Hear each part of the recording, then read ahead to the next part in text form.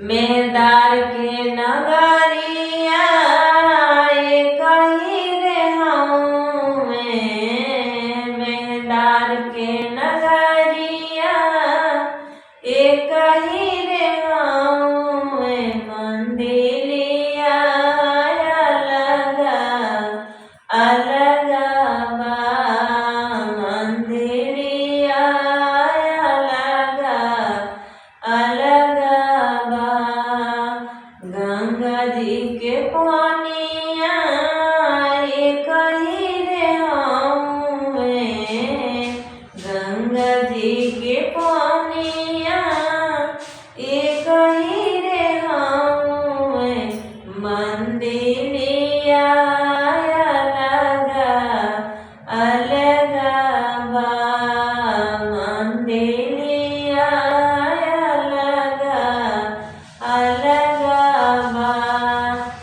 शिव गुरु के नामवा कही रे हमें, गौरी माता के नामवा कही रे हमें, मंदिरिया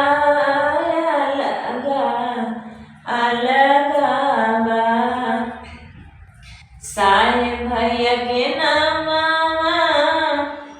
कही रे हमें, लीलम दीदी के नामवा कही रे हमें, सुतारावा अलग बा, सुतारावा अलग बा। देखी ई सूत्र कहता लो जे हम बैठिए के कली ले, हम ऐसे कली ले, तई तो अब गुरु जाना तरह ना जे कैसे कैसे सूत्र होता। चलिए आज की चर्चा भजन अपना गुरु के चरण में रखते हुए अगला चर्चा के बाद प्रणाम के तैयार करिए। हमारे वीडियो देखने के लिए धन्यवाद। कृपया हमारे चैनल को सब्सक्राइब करें।